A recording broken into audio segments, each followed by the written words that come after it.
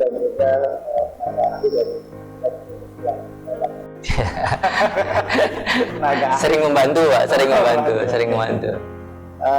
Pak Fadli, gimana nih industri 4.0 kemarin di Batam, waktu terjadi semester Batam, ya, saya kira cerita tentang IoT apa aja yang dipakai apa aja yang dipakai. Kita harus punya produk lokal, kita harus punya teman-teman sistem integrator lokal gitu ya untuk membantu dan sebagainya. Penggiat industri 4, ya, penggiat industri 4.0 dari 5 sektor industri yang diprioritaskan oleh pemerintah: elektronik, industri otomotif, makan minuman, tekstil, chemical.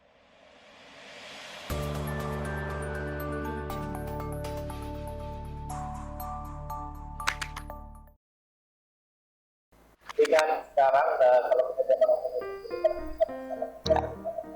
ada kiri, kadang dalam presentasi itu, gue mau buat otomotif, datanya nyambil ke IT, pakai orang IT, orang bilang luar begini loh, susah banget. Ya, ngurusin IP aja berantem biasanya Pak. IP PLC sama IT ini biasanya. Nah, IP untuk PLC ini seminggu banyak security di dalam. Ya. Nah, dengan kondisi yang sekarang,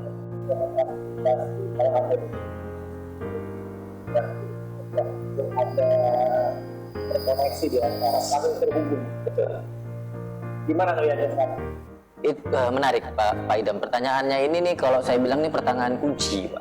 Pertanyaan kunci maksudnya itu, saya sangat meyakini bahwasanya zaman sekarang itu yang menjadi penggerak utama itu adalah kolaborasi. Yes, saya selalu dimanapun saya bercerita gitu ya ataupun sharing, yang saya dorong itu adalah kolaborasi. Mau lokal, mau luar, mau kita sesama lokal atau mereka sesama luar, itu saat ini membahas masalah kolaborasi. Perusahaan-perusahaan besar saja Pak saling mengakuisisi, Bapak mungkin lihat. Tujuannya karena knowledge-nya banyak Pak. Yang tidak bermain di software sekarang udah main-main software, ya beli perusahaan software Pak. Betul ya Pak ya? Artinya melihat semua itu, yang perusahaan IT tidak main automation sekarang bergerak ke sana Pak. Udah bergerak ke automation karena mereka melihat ini sebuah satu kesatuan. Nah, balik ke kolaborasi di Indonesia, kita melihat teman-teman penggiat teknologi ini sudah mulai bermunculan. Kita tahu ada asosiasi cloud, asosiasi IoT, asosiasi automation, gitu Pak ya. Belum lagi yang data science, ada semua Pak, semua ada. Bahkan blockchain juga ada, saya baru tahu kemarin. Nah, kemudian ada lagi orang-orang akademik, mulai dari vokasi pemerintah, mulai dari SMK, kampus. Kemudian ada lagi startup, pelaku industri startup, penyedia teknologi, ada lagi teknologi provider yang besar, sistem integrator. Kemudian ada end user. Nah, ini ada komunitas tadi saya sebutkan. Ini yang kita sebutnya itu ABGC Pak. Academic, Business, Government, Community. Ini yang harus kita rangkul bersama. Artinya kalau ekosistem ini hidup, di pemerintah itu Pak Agus Gumiwang di Kementerian Perindustrian itu sudah mempersiapkan wadah yang kita sebut Sindi 4.0, ekosistem industri 4.0, dan harapannya nanti ya semua kita ini ada di dalam Pak. Baik itu, saya kan dosen juga nih di Poltek Batam nih, saya punya nomor induk dosen di Batam. Nah, artinya saya sebagai akademik ya saya harus ikut juga. Kalau saya sebagai bisnis, saya kerja di perusahaan, saya harus ikut ini. Kalau nanti misalnya teman-teman sebagai harus ikut di dalam nantinya, ini akan open. Jadi kalau kita hidupkan ekosistem ini tanpa kita khawatir dengan katakanlah persaingan, ini akan semakin terbuka Pak. Persaingan akan justru kalau nggak berkompetisi mungkin akan turun kualitas produk secara bisnis kan Pak ya. Nah tapi jika kita mainkan ekosistemnya ini, maka saya yakin kita bisa jadi tahu bahwasanya di program pemerintah ada program startup. Kita jadi tahu seperti yang tadi saya sampaikan bahwasanya ada program-program insentif untuk teman-teman yang melakukan R&D terkait IoT, industri 4 dan sebagainya. Ini kan perlu disinkronisasikan. Perlu disosialisasikan. Mungkin pemerintah sudah mensosialisasikan tapi tidak sampai ke grassroots, kita katakanlah seperti itu. Ya perlu orang-orang, perlu ambasador-ambasador untuk bisa menyampaikan ini sehingga ini bisa lebih bermanfaat lagi. Tapi secara kebijakan pemerintah sangat mendukung. Dan kalau saya melihat juga saat ini teman-teman pemain teknologi sudah membuat asosiasi-asosiasi Nah, tinggal satu langkah lagi nanti ya bagaimana semuanya ini berkolaborasi sehingga bisa mendapatkan manfaat untuk masing-masing organisasi bahkan ke individunya, tetapi juga bisa berdampak besar terhadap Indonesianya. Di 2019 ini gimana Pak perkembangan ekosistemnya sekarang? Apakah sudah mulai terkonek? Ya, Cindy itu belum di-launch secara official. Jadi kita sedang membuatkan platformnya, digital platformnya, ada forum nanti di sana. Kemudian juga ada promotion produk. Misalnya Pak Idam nih bikin produk sensor, IoT dan sebagainya. Bapak bisa promote di sana. Ada teman-teman kemarin saya lihat ada Pak Victor mempromosikan produknya, OII misalnya. Nanti misalnya produknya ada di sana. Ada pemain gede, ada Schneider, ada Siemens, ada Rockwell, ada ABB dan sebagainya. Mungkin juga akan masuk di dalamnya, katakanlah seperti itu. Terus ada teman-teman yang lain nih, teman-teman IT misalnya, ada teman-teman data scientist, akan ada di dalam. Bahkan kalau di forum kita nanti tinggal saja mungkin Pak. Ini kan untuk memudahkan, dalam rangka untuk memudahkan dan mempercepat pergerakan transformasi. Dibuat terbuka Pak. Jadi misalnya nanti saya perusahaan pabrik sepatu nih yang ada di Sidoarjo. Saya mau cari solusi IoT, saya tinggal pilih di situ, keluar Pak. Siapa yang bisa memberikan solusi? Saya mau tahu dong siapa yang pernah punya masalah warehouse tentang put away. Orang datang untuk taruh, gimana caranya saya tahu taruh di rak yang mana? Oh ternyata ada perusahaan startup IT yang sudah membuat aplikasi itu. Ini kan sangat menarik Pak. Makanya ekosistem itu harus dihidupkan. Kalau kita di IoT itu kan Pak, yang kita lakukan kalau orang-orang yang background-nya, tapi kan dia mulai dari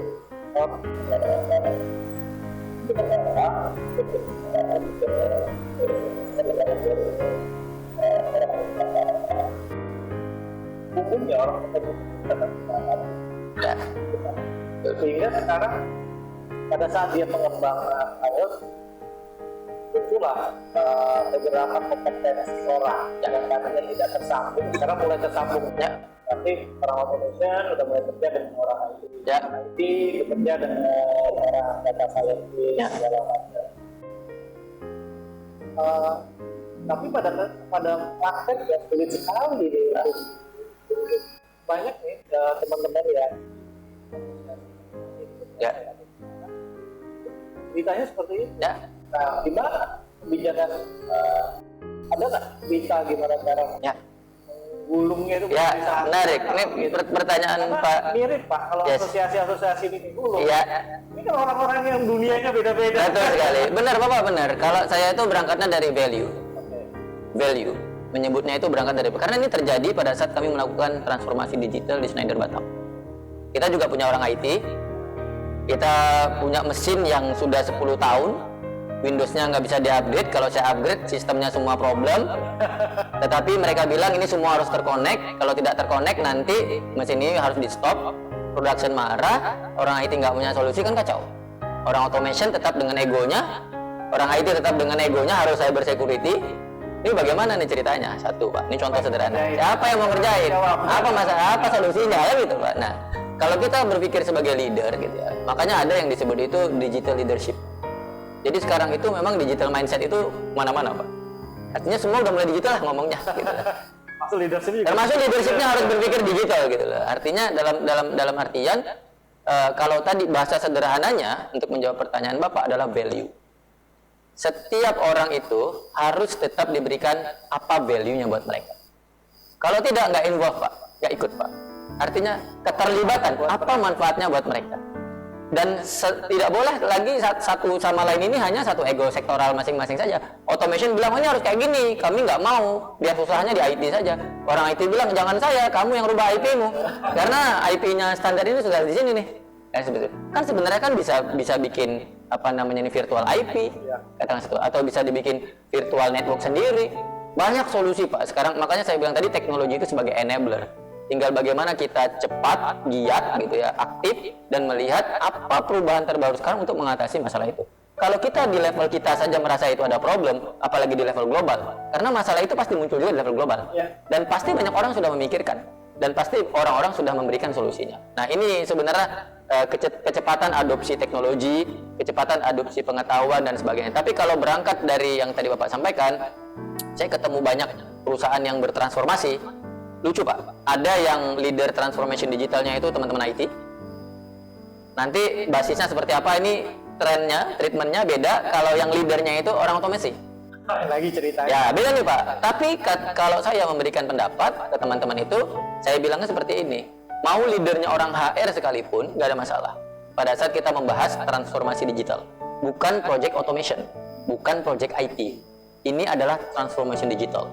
Artinya semua orang harus terlibat, semua orang stakeholder yang ada di perusahaan harus memberikan added value. Tadi kan kita cerita masalah barang datang, Bapak bilang tadi kualitas barang. Berarti kan yang tahu prosesnya siapa? Orang warehouse Pak. Orang warehouse kan harus dilibatkan dong berarti. Orang purchase harus dilibatkan. Kemudian datanya harus pakai orang automation.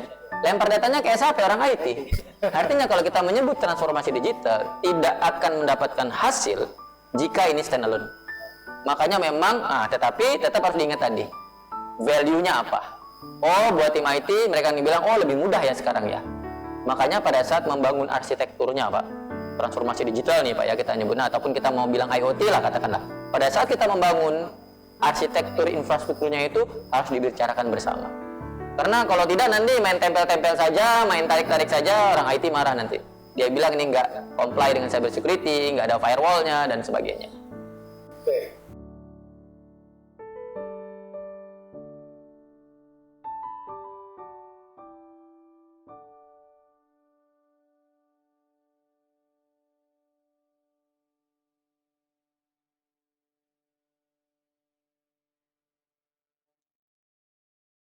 Sehingga semua orang harus belajar itu, sehingga saya pikir menghabiskan sumber daya yang banyak sekali. Nah, seharusnya mumpung ini lagi belum masif, tentu harus ada standar yang misalnya setiap produk IoT yang masuk protokolnya harus ini, jadi semua kita belajar dengan protokol yang sama sehingga edukasi bisa ngikutin, yang ini bisa ngikutin. Tapi kalau dibiarkan si vendor-vendor dari luar ini masuk dengan protokol yang masing-masing, balik lagi kita zaman dulu. Betul. Nah, kira-kira ada persiapan di situ nggak? Kalau saya ngeliatnya gini, ada yang sifatnya top down, ada yang sifatnya bottom up. Ada yang sifatnya kita yang bisa mendorong untuk merubah market, ada yang sifatnya kita terlindas dengan apa yang terjadi di market. Ini tergantung kuat-kuatan Pak. Kalau misalnya teman-teman di IoT, pemain IoT di Indonesia kuat dengan apa yang kita wujudkan di Indonesia dengan satu protokol tertentu, katakan ataupun kita batasin ada beberapa protokol tertentu. Kemudian ini yang kita gaungkan besar, ini yang terimplementasi masif di Indonesia, dengan sendirinya yang lain hilang Pak. Tapi kalau memang misalnya teman-teman masih ragu-ragu untuk turun, masih lihat-lihat dulu, masih nunggu-nunggu, sementara yang lain sudah masuk secara masif, ya mau nggak mau kita akan balik ke zaman dulu yang kata Bapak. Jadi kalau saya boleh menyampaikan itu, karena ini sesuatu yang tadi saya sampaikan sudah sangat open. Artinya itu sudah sangat terbuka pasarnya Pak. Tidak bisa lagi yang kita halangi, kita tutupi, nggak boleh digital, nggak boleh ini, itu nggak bisa lagi Pak. Kamu jangan ciptakan yang kayak gini, harus kayak gini. Ya kamu yang harus lebih baik sehingga orang tidak ke sana, katakanlah seperti itu. Jadi kalau saya bilang ini, kalau dalam makro melihatnya, ya pemerintah itu sangat mendukung kalau ngomong pemerintah Pak, dengan apapun perubahan yang terjadi di lokal, jika itu memang memberikan added value terhadap masyarakat luas. Apakah yang luar-luar akan dimatikan? Pasti tidak. Karena sekali lagi ada yang namanya kerjasama luar negeri dan sebagainya. Karena kan Indonesia pun tidak mungkin sendirian juga gitu. Even China, negara yang besar seperti itu, mereka juga masih ada kolaborasi keluarnya katakanlah. Nah, kalau dengan SIP-nya sendiri gimana? Nah, baru saya mau arahin ke situ tadi. Yang mungkin harus kita dorong adalah produk teman-teman ini harus disegerakan untuk SNI. Karena bagian untuk bisa masuk cepat di market Indonesia adalah SNI. Dan saat ini sebenarnya pemerintah Indonesia itu sangat mendukung Pak. Saya mungkin ceritain, ada yang namanya PP 45. PP 45 itu dikeluarkan di 2019 untuk mendukung percepatan Making Indonesia 4.0. Jika perusahaan melakukan R&D, Research and Development, produk terkait industri 4.0 ataupun pengembangan teknologi, itu ada super tech deduction 300% Pak. Artinya kalau kita melakukan pengembangan dengan dana tertentu, kalau kita nge-develop 100 juta, ya, nanti kita dapat potongan 30 juta. Ya, 300% Pak. 300% ya? 100 juta, 10%. Ya, 300 juta betul. Nah, berarti 300 Pak, 300%. 300 Bukan 30%. 300%. dari investment. Iya, tetapi bukan Bapak dibiayai ya. Artinya itu pajak Bapak akan dipotong 300%. Kan pasti ada pelaporan kan ya? Sudah ada turunannya Pak. Nanti akan ada PMK-nya, Peraturan Menteri Keuangannya. Yang sudah ada itu PP 45, PMK 128, itu terkait vokasi. Kalau Bapak melakukan kerjasama dengan kampus, dengan sekolah, ada MOU, kemudian Bapak melatih pelatihan-pelatihan terkait industri 4 atau teknologi, STEM itu Pak, Science, Teknologi, dan sebagainya itu, Bapak declare, maka Bapak ada aturannya, ada runutannya, maka akan dapat super tech deduction 200%. Ini sebenarnya artinya belum banyak yang tahu. nah, padahal udah tersebar Pak. Maksud saya itulah yang saya bilang ekosistem itu perlu. Ngobrol-ngobrol santai seperti ini teman-teman IoT Talk ini kok, makanya saya juga cukup antusias untuk bisa bergabung, menyempatkan waktu baru pulang dari Bandung. Tapi saya melihat bahwasanya hal yang seperti ini perlu tersampaikan ke masyarakat umum. Artinya di luar sana itu orang jago banyak pasti, dan teman-teman yang mau berkolaborasi banyak. Kita tidak boleh menjadi pemain tunggal menurut saya. Yang paling menarik itu adalah kita berkolaborasi, kita mainkan porsi, pasti nanti akan mendapatkan value-nya masing-masing. Nah, konsep kolaborasi itu kan seperti itu. Nah, dengan adanya itu, dukungannya teman-teman kesininya itu semakin berani untuk bikin produknya dapat SNI gitu-gitu kan Pak ya. Dan pemerintah mudah kan Pak. Sekarang saya terakhir ketemu dengan teman-teman di BPPI, di Puslitbang, itu untuk mendapatkan hak cipta level, kan hak cipta banyak levelnya Pak. Hak cipta itu sudah tidak sulit lagi Pak sekarang. Artinya Pak Idam misalnya bikin sebuah produk, terus nanti dianalisa, ngisi form dan ada runtutannya untuk bisa mendapatkan langsung hak paten, saya lupa nama levelnya, paten 1 atau paten apa gitu ya. Itu sudah bisa. Langsung. Iya Pak. Nggak perlu waktu 2 tahun.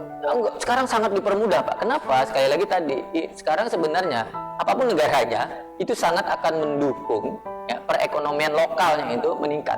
Apalagi di masa sekarang ini yang kita tidak sangat terbatas sekali untuk bisa berkomunikasi ke dunia luar gitu loh. Artinya ya balik lagi tadi, kalau Bapak mengikuti hasil rapat pemulihan ekonomi nasional itu di timnya Pak Erlangga itu, ya substitusi impor itu menjadi poin pertama Pak. Yang kedua adalah bagaimana pemberdayaan lokal gitu. Di samping memang kalau saya berbicara atas nama perusahaan gitu ya tetap saja bagaimana investor-investor yang ada di dalam ini untuk ditarik di luar dan untuk ditarik ke dalam untuk mengembangkan bisnis, untuk mengambung pekerjaan dan sebagainya, terus juga meningkatkan ekspor dan lain-lain. Itu tadi saya bilang sih, sebenarnya semua orang punya porsi, semua orang punya peluang gitu ya, tinggal bagaimana kita merebut peluang. Kalau saya boleh izin menyampaikan satu yang message yang selalu saya sampaikan Pak, itu ada konsep digital, innovate, sama speed Pak. Digital, innovate, speed. Yes. Sekarang kayaknya kalau kita nggak main digital, kayaknya kita nggak bisa lagi. Kalah sama anak Pak. Kalah sama anak di rumah, mereka udah Zoom tiap hari. Kelas 2 SD. Kalah sama 2 SD udah Zoom tiap hari. Yang itu digital Pak. Yang kedua inovasi. Kalau saya bilang digital, bagaimana kita melihat apapun yang kita lakukan saat ini, kita manfaatkan digital untuk bisa memberikan manfaat buat orang lain. Ini satu. Dua, innovate. Bagaimana caranya kita harus memaksa diri kita untuk berinovasi, mencari new added value. Kalau sudah ketemu sensornya bisa diapain? Bisa datanya kirim cloud nggak? Kalau ini sensor manual, bisa nggak? Temperatur kontrol manual, bisa nggak kita rubah jadi ini? Inovasi nggak harus menciptakan sesuatu yang inventor gitu loh Pak, menciptakan yang belum ada, tapi bisa saja menambahkan added value. Ini juga inovasi. Gitu loh. Nah, sesederhana itu kan ya Pak ya. Nah, ini poin nomor 2. Bagaimana caranya kita bisa mengembangkan sesuatu, berinovasi untuk bisa memberikan manfaat dan added value yang baru, entah itu buat orang, buat organisasi, buat environment dan sebagainya. Satu lagi, speed Pak. Kalau tidak sekarang, habis Pak kita Pak. Speed ini justru sekarang. bener Pak, justru Pak Idam, teman-teman itu lewatnya itu gara-gara speed Pak. Bukan gara-gara digital dan tidak inovasi Pak. Masih banyak ngobrol-ngobrol. Benar banget, betul sekali. Kurang action Pak. Ya, kita memotivasi teman-teman semua. Pasar Indonesia besar, industri kecil menengah di Indonesia itu hampir 70-80% dari industri yang ada di Indonesia, peluangnya besar. Jadi kalau cerita tentang peluang, jadi coba kita diskusi di 3 level. Ya. Pertama level anak-anak sekolah, Ya. baik itu SMK maupun anak kampus ya. Yang kedua new startup. Ya. Yang ketiga orang-orang yang sudah cukup lama ya udah bergelut di industri seperti kita. Nah, kita bahas yang satu dulu Pak. Jadi kira-kira opportunity ini apa yang bisa diambil anak-anak yang sedang kuliah atau SMA sekarang? Karena itu cerita tadi inovasi dan sweetness. Jadi Jadi kalau misalnya mereka sudah bisa mengembangkan sekarang, sudah dikasih edukasinya sekarang, berarti mereka digitalisasi sudah sangat paham. Ya. Kalau mereka tinggal dipoles sedikit inovasinya, dan speednya kita bantu. Ya. Bisa muncul produk-produk baru dari Sangat, betul sekali. ide-ide ini oleh mereka seger-seger. Betul sekali, benar sekali. Nah, opportunity apa ya kira-kira yang itu mereka? Ya, kita bisa ngelihat gini mungkin Pak Idam. Yang pertama, campur tangan edukasi. Bapak barusan sampaikan. Edukasi juga, mereka juga harus open nih, open mind, melihat bahwasanya saat ini Tidak yang hanya mikirin kurikulum. nggak hanya kurikulum. Karena kurikulum kalau dirubah lama. Betul. Nah, sebenarnya kebijakan yang dilakukan oleh Mas Menteri itu sudah benar, Pak. Pada saat beliau menyampaikan kampus merdeka itu, kampus saat ini boleh merubah kurikulum sendiri, Pak. Boleh menyisipkan kurikulum. Ya, sebagian kurikulum menyisipkan kurikulum boleh, Pak. Bahkan bisa menyesuaikan dengan kebutuhan di daerahnya. Misalnya daerahnya banyak pertanian, tambahin aja sisipkan IoT-nya farming. Misalnya seperti itu. Tapi kan teman-teman elektro juga masih. Benar kan Pak ya? Kalau dia misalnya daerah kelautan, mungkin bagaimana peternak ikan, atau misalnya tambak ikan, atau misalnya nelayan, cuaca, whatever yang bersangkutan. Ini memang butuh kreativitas gitu ya Pak ya. Nah, kalau saya ngomong edukasi, yang saya ingin sampaikan adalah bahwasanya teman-teman edukasi itu juga harus bisa melihat bahwa dunia itu berubah. Ini perubahannya sangat cepat. Hari ini kita ngomong IoT, besok udah keluar lagi yang baru. Tadinya kita ngomong masih protokol A, ini keluar lagi 2, 3 dan sebagainya gitu loh. Karena ini yang memang bergulir, speed ini sangat cepat gitu loh, apalagi sudah masuk ke bab digital ini. Nah, yang kita harapkan adalah teman-teman di kampus itu membuat eksplorasi yang luas gitu loh. Kurikulum mungkin udah bisa disisipkan, dirubah. Bagaimana caranya? Ajak teman-teman praktisi kayak bapak-bapak ini gitu loh, untuk masuk ke dalam, bikin FGD gitu ya. Terus ini apa nih Pak Idam, kalau kami kampus elektro jurusan ini kira-kira apa yang menarik Pak? Oh, sisipkan IoT. Oh, sisipkan masalah business intelligence. Oh, sisipkan masalah data analitik, deep learning, lari ke sini dan sebagainya gitu kan Pak. Karena harusnya edukasi ini kan secara kemampuan knowledge mereka di depan. Cuman mereka butuh melihat apa yang ada di lapangan. Bahasa Kementerian Perindustrian itu link and match. Nah, bahasa Kementerian Perindustrian itu Mereka terlambat. kalau nggak mereka terlambat. Padahal secara knowledge tinggi Pak. Nah, cukup, tapi tidak ke implementasi. Itu satu. Yang kedua, kalau menyebut peluang Pak, bisa diawali dengan hackathon. Hackathon itu kan kayak kita kumpulin orang, kita kasih problem, nanti anak-anak itu bikin solusi apa. Misalnya kita bawa, kami itu di production, sering sekali itu teman-teman telat taunya outputnya. Sering kali itu anak-anak operator tuh harus nulis-nulis, kadang-kadang lupa. Sering kali kita itu pengen tahu, materialnya nggak ada. Anak-anak itu kan sekarang ini kan ya gara-gara mereka sering dapat wifi ini kan Pak, lihat YouTube, main IG dan lain-lainnya, ide banyak Pak. Dan behavior anak zaman sekarang itu mereka itu berani, dare to disrupt saya menyebutnya kalau bahasa Schneider itu. Artinya mereka itu dituntut untuk speak out, berani untuk menyatakan, berani salah, gitu. Make a new mistake kita menyebutnya. Nah, anak-anak itu kan behaviornya sekarang seperti itu. Anak-anak sekarang asal jablak kalau bahasanya kita di sini itu Pak. Iya. Tapi kan ini menarik. Begitu mereka seperti itu, akhirnya speed mereka sebenarnya cepat Pak. Cuman mereka harus dikasih wadah. Nah, tadi saya bilang mungkin kita ini entah itu dari asosiasi dan sebagainya bikin hackathon. Teman-teman itu nanti akan bilang, oh ini bisa kayak gini, ini bisa kayak gini, ini bisa kayak gini. Kasih mereka mainan, kasih playground, kemudian kasih exposure, linkkan mereka dengan industri yang nyata, sehingga mereka terjunkan mereka ke sana. Makanya juga konsep magang sekarang udah ada yang setahun Pak magangnya. Tidak hanya 2 bulan, 3 bulan, anak-anak magang jadi fotokopi engineer doang Pak. Ya. Tapi berharapnya mungkin jadi IoT engineer. Zaman dulu ya. Itu benar. Masih disuruh bikin kopi sama fotokopi Pak. Bikin kopi. Bikin kopi dulu deh. Nah itu sebenarnya peluang. Dan satu lagi ini Pak, lintas knowledge. Lintas knowledge, misalnya tadi anak IT mau nggak mau harus ngerti juga automation dikit-dikit. Anak teknik industri ngerti mekatronika. Gitu. Jadi ini anak elektronika juga harus ngerti IT juga. Kalau nggak bisa connect ke cloud datanya. Kalau nggak ngerti SSL misalnya katakanlah seperti itu, sistem security. Nanti kalau mereka nggak bisa berkembang dan sebagainya. Nah ini sebenarnya kalau saya melihat secara positif waktu pemaparan Pak Mas Menteri menjelaskan masalah kampus merdeka itu adalah kebebasan itu, sehingga mereka itu ya tidak hanya di kolam sendiri gitu loh Pak jago berenangnya, tapi di laut yang lebih luas gitu. Karena ini tantangan sebenarnya adalah di situ. Nah, anak-anak yang tadi Bapak bilang opportunity apa, mereka bisa magang Apalagi sekarang kita sangat dorong sekali untuk implementasi di industri yang mau bertransformasi itu menggunakan anak magang. Saya di Schneider, Pak, salah satu sukses story-nya saya yang saya sampaikan ke global, menerapkan smart factory yang direkognisi oleh World Economic Forum global, wakili Indonesia, kemudian National Lake House, itu salah satu adalah kami punya anak magang. Saya punya 12 anak magang yang mereka itu semua ujian TA dan sebagainya itu udah selesai waktu mereka magang. Kemudian mereka setelah mereka magang, beberapa dari mereka langsung direkrut oleh Schneider, beberapa mereka keluar jadi startup. Itu idenya seperti itu. Memang dari pada saat mereka sekolahnya udah kita harus dicekokin dengan beragam Betul. value yang bisa di-create di masa depannya. Betul. Tapi kan ini butuh kolaborasi semua orang, Pak. Ya, butuh dukungan industri juga. Butuh dukungan industri juga. Yang udah punya knowledge Betul sekali. dan kebutuhan. Betul sekali. Terus yang kedua Pak, yang teman-teman yang startup yang baru-baru mulai masih Ya. muda. Kemarin ada di IoT Talk itu kita undang Esperiot, dia menyelenggarakan training IoT. Menarik juga menurut saya, baru-baru ini ada menyelenggarakan training IoT digital Ya.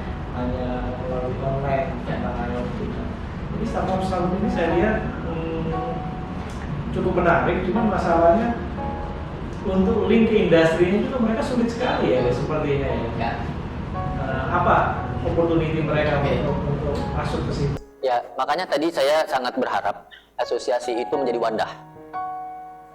Ya, asosiasi itu menjadi wadah. Karena begitu nanti ketemu antara asosiasi, karena semua orang kan butuh satu platform untuk bisa bertemu. Jadi bahasa sederhana kayak gini, Pak. Itu tadi menarik tuh teman-teman expert IoT tadi itu yang Bapak sampaikan tadi. Esperiot, oke, Esperiot tadi itu. Itu sangat menarik. Kenapa? Karena sekarang itu kita ngomong SMK saja, Pak. SMK di Indonesia itu ribuan, Pak. Sekarang semua tahu mau bergerak ke digital dan industri 4. Artinya kalau mereka mau menjadi mempersiapkan itu saja untuk masuk ke sekolah saja, dahsyatnya setengah mati. Tadi misalnya teman-teman bikin sensor, bikin alat dan sebagainya. Kalau teman-teman juga melihat edukasi sebagai market, gitu, itu hulu jangan, Pak. Edukasi kan hulunya. Artinya sebelum mereka lulus, mereka akan ke industri, hulunya, Pak. Kalau mereka sudah di situ saja, mereka sudah pakai peralatan kita dan sebagainya, pasti mereka juga akan kedepannya akan mikir pakai peralatan kita. Satu. Yang kedua, edukasi itu kan butuh praktikum sekarang ini. Semua udah nggak ada lagi Pak main teori-teori dan sebagainya. Bahkan mungkin di era digitalisasi ini praktikumnya di rumah, Pak. Peralatannya kan tidak mungkin dia bawa alat bengkel yang gede-gede lagi ke rumah. Bisa yang mini-mini IoT ini bawa ke rumah Pak untuk anak itu. Dan itu kan bisa dikirim ke rumah. Kalau dulu kan nggak bisa. Artinya kalau kita melihat sebagai peluang, itu peluang banget. Kenapa kita nggak sasar vokasi? Sasar SMK, sasar ini teman-teman itu punya peluang besar. Tadi kalau menyampaikan bahwasanya mereka hanya melakukan online, kalau saya bilang online itu tidak hanya lagi sekarang. Online itu lebih banyak daripada yang offline sekarang. Bahkan mungkin ini tidak akan berhenti. Artinya edukasi itu akan berubah menjadi online. Begitu COVID selesai Tetap akan seperti itu karena benefitnya nggak kerasa, Pak. Benefitnya udah kerasa, listrik nggak bayar, Pak. reduce cost transport. Reduce cost transportasi, pekerjaan lebih efektif, walaupun kadang-kadang jam termakan terus ya Pak ya, karena nggak ada jam istirahatnya. Gitu. Artinya ini yang dampak yang harus kita lihat. Dan tadi kalau Bapak highlight masalah ketemunya dengan industri, nah ini faktornya adalah faktor kolaborasi yang harus dinaikkan levelnya. Artinya kalau teman-teman itu punya satu produk atau punya satu solusi yang bagus, yang menarik, harus dieksplor. Saya punya konsep itu Pak dalam pendampingan itu 3E saya menyebut, education, experience, exposure. Kalau mereka sudah punya edukasi, kita kasih training, kita kasih pelatihan dan sebagainya. Kita kasih, habis itu kita kasih experience. Turunkan, tanya kayak Esperiot ini. Sudah Esperiot ini sudah berapa banyak yang di training? Sudah berapa luas? Sudah di Sumatera enggak? Sudah di mana enggak? Sudah di sini enggak? Banyakin experience-nya. Dengan sendirinya ini akan muncul exposure, naik ke panggung-panggung besar, sehingga bisa memberikan efek yang lebih besar lagi. Dan saya yakin teman-teman seperti Esperiot, teman-teman seperti Go IoT, teman-teman seperti pelaku sistem integrator lokal yang berkolaborasi dengan teknologi provider luar dan sebagainya, ini tetap akan dibutuhkan. Karena Indonesia luas banget, marketnya besar, bahkan kenapa orang-orang luar itu kesini ya itu Pak, karena marketnya cukup besar gitu Pak ya. Artinya ya kalau nggak kita yang mengelola dengan bijak di sini ya apa kata pemerintah itu benar gitu loh, mereka tidak bisa menahan gitu loh. kayak import gula, import beras misalnya gitu. Kalau kita cukup di lokal, ya oke. Kalau yang benar ya Pak ya, idealnya. Kalau yang lokal bisa ya pasti ngambil yang lokal. Tapi kalau nggak bisa kan orang perlu makan gitu Pak. Sederhananya seperti itu. Ideal ya kalau dalam kondisi ideal ya kalau saya menganalogi. Jadi memang opportunity ini sangat-sangat lebar saat ini untuk semua pihak ya, termasuk tadi. Dan terakhir tentang teman-teman yang sudah biasa main Indonesia. Ya. Nah sekarang ini kalau cerita-cerita ya, mereka kita ini ya, di namanya agak gagap dikit gitu. Agak gagap dikit, apalagi di COVID, Ya. pekerjaan untuk permintaan beasiswa skala itu turun. Ya. Tapi permintaan ini tinggi sekali. Betul sekali. Permintaan data analisnya tinggi sekali. Betul sekali. Nah, pada saat permintaan data analis turun lagi ke bawah, PSI-nya dibenerin. Betul sekali. Nah, sehingga terjadi apa? Sebenarnya terjadi perubahan permintaan di market. Kondisi saat ini apa mungkin secepat apakah teman-teman yang sudah berpengalaman ini beradaptasi? Ya. Nggak menarik nih pertanyaan Bapak ini. Kita juga sama tetap harus belajar, education, tetap harus mencoba, berexperience, harus dapat exposure, dan bersinergi. Yang tadinya kita nggak mainan IT, sekarang kita ngomongin IT, Pak. Dan kalau Schneider secara perusahaan, kita berkolaborasi secara perusahaan. AVEVA sekarang jadi bagian dari Schneider. Terakhir ProLight bagian dari Schneider. Kemudian Osisoft bagian dari Schneider. artinya maksudnya ini kan kolaborasi Pak. Kalau dalam bahasa sederhananya mereka nyebutnya bisnis ya. Mengumpulkan portofolionya. Betul. Sama tadi seperti teman-teman automation Pak. Perlu berkolaborasi. Artinya ya kuenya gede. Ya kolaborasi ini kan bagian dari sinergi yang kemudian juga mungkin menjadi buddy, belajar. Nanti mungkin pada satu ketika ya bisa saja bareng-bareng ataupun misalnya mau terpisah, terserah silahkan. Tapi ini satu keharusan kalau menurut saya, sinergi dan kolaborasi itu satu keharusan. Jadi kita nggak perlu alergi lagi Pak untuk bekerja sama. Misalnya ada project, ada automation-nya, ada IT-nya. Pak Idam jago di IoT-nya, saya automation-nya. Kalau saya paksain sendiri, saya nggak dapat project-nya Pak. Mending saya gandeng aja Pak Idam. Artinya ini bisa lebih satu dan ada etik di sana pastinya, ada bisnis MOU, NDA dan lain-lain sehingga siapa yang maju di depan, siapa yang berkolaborasi dan lain-lain. Memang bahasa sederhananya saya itu adalah kalau sekarang itu kita tidak berkolaborasi, memaksakan apa yang kita punya sendiri, itu akan kesulitan.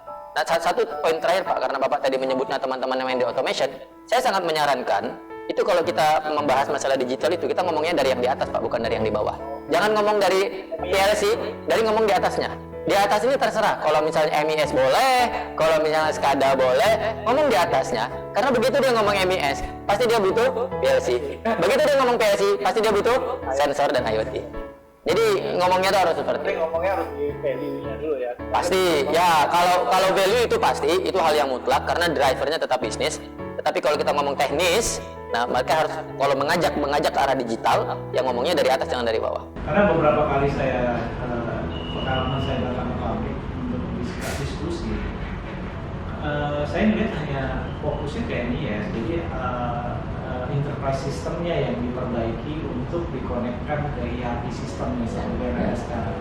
Tapi itu pun kalau udah bicara ke situ turun ke bawah pasti larinya ke PLC. Pasti. Ada lagi, lari ke PLC lagi, lari ke sensor lagi, gitu. Ya. Kami melakukan di Kementerian Perindustrian itu ada yang namanya Readiness Index, INDI 4.0, Indonesia Readiness Index 4.0. Kita ready ya. Yes, melihat apakah industri itu siap bertransformasi digital atau tidak. Ready, pabrik. Ya. Yang dilihat ada 5 pilar utama, dari manajemen, dari orang dan budaya, dari operasi pabriknya, dari pemanfaatan teknologi, terus dari rantai supply-nya. Kalau saya nggak salah yang terakhir, saya lupa terakhir itu apa. Product innovation-nya. Ini di-assess semua Pak. Dan Indonesia Pak, kita itu per 2019, data 2019 kemarin, itu kita itu masih rata-rata di 2,8. 2,8 dari 2,8 itu dari 5. Dari 4, sorry. 0 sampai 4 itu kita 2,8. Artinya kita itu masih di kondisi siap, sedang. Ya, sedang. Artinya, tapi ini readiness Pak. Bukan bilang, wah berarti kita nggak bisa dong. Bukan. Ini potret untuk menyatakan kita itu konsep kesiapan kita di mana. Dan kalau tadi Bapak tanya sama saya, di Indonesia yang paling umum apa yang harus dilakukan adalah automation. Bergerak cepat ke automation, maka dia akan bisa lompat ke atas. Tapi kalau ada pertanyaan, apakah harus automation dulu nih baru ke sana? Saya bilang tidak. Tetapi kalau ininya ready, install base-nya ready, automation-nya ready, sensornya ready, udah ada PLC, udah ada OPC, udah ada database dan sebagainya, cepet sekali. Tinggal take it, pengambilan keputusan, masukin AI, machine learning, deep learning, pengambilan data intelligence, tinggal cari anak data engineer, data scientist, itu sudah bisa memberikan new revenue. Saya menyebutnya new revenue. Seperti ini. Itu nggak terasa nih Pak Jam. Harus di close nih. Saya kira-kira Yap. terakhir nih Pak. Kira-kira masyarakat apa yang beberapa tahu dari bisa kira-kira lihat dari mana atau dari informasi apa yang kita bisa. Tapi kan ada Ya, kalau yang sifatnya misalnya riset yang lain ya. Saya mau bilangnya gini Pak, sebenarnya sosial media sudah menyebar. Instagram Kemenperin punya, kemudian Kominfo punya, Kemenristek punya, Mendikbud punya, tinggal follow aja Instagramnya Pak. Iya Pak, sosial media Pak, saya to be honest, saya jadi muda 20 tahun mungkin. Akhirnya saya mengikuti cara anak-anak sekarang Pak, lihat di YouTube, follow aja ya. follow saja, subscribe saja Pak. Nanti Saya informasinya ada di situ. informasinya cukup banyak. Kayak baru terakhir ini saya kemarin lihat ada pelatihan transformation manager gratis dari Kominfo. Kemudian kemarin ada transformation manager gratis dari Kemenperin. Kemudian ada program startup industri dari Kementerian Perindustrian. Banyak sekali Pak. Terus mereka membahas masalah insentif. Rame ya. Lumayan Pak, lumayan. Tapi sekali lagi saya sampaikan gini, tidak bisa pemerintah itu bekerja sendiri tanpa dimotori oleh komunitas, tanpa dimotori oleh pemain-pemain yang di lapangan ini Pak. Nggak nyampe, kata Bapak tadi itu memang benar kok, nggak nyampe. Saya sebagai tim yang diperbantukan untuk di sana pun saya menyampaikan memang harus turun ke lapangan, harus bikin roadshow, harus kita adakan asosiasi, harus kita linkkan dengan semuanya, harus kita sibukkan ekosistem industri 4 yang sudah dimention sama Pak Menteri. Insya Allah Oktober atau November ini akan di launching. Pak Idam ajak teman-teman Automation Indonesia untuk join juga di sana, untuk bisa terlibat. Saya yakinnya ada benefit buat kita, ada benefit buat semua orang. Kalau saya boleh closing nih, dari saya tuh pengen nyampaikannya gini Pak. Penerapan industri 4.0, digital transformation itu sekarang Pak sudah. Jadi bukan mau terjadi akan terjadi, tidak, sudah terjadi.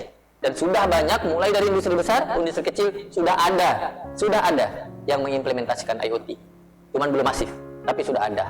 Artinya kita itu sekarang ini apalagi di masa pandemik dituntut banyak untuk bekerja secara remote. Untuk bekerja secara remote. Tapi tetap juga disuruh produktif, tetap juga disuruh efisien. Nah, salah satu solusinya adalah penerapan IoT dan penerapan industri 4.0. Bagaimana untuk mengakselerasi ini? Modalnya adalah think big, start small, ya, do fast. Ya, harus cepat, berpikir besar, gitu ya.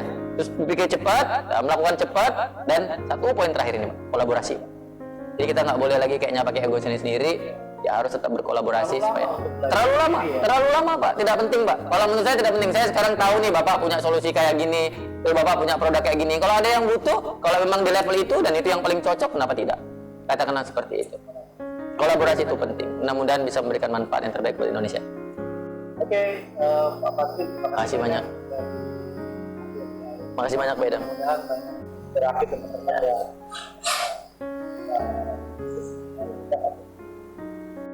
Oke, netizen, terima kasih banyak sudah menyaksikan video ini. Kita akhiri dulu untuk sesi hari ini. Terima kasih banyak. Assalamualaikum warahmatullahi wabarakatuh. Waalaikumsalam warahmatullahi wabarakatuh. Terima kasih Pak, terima kasih, mantap.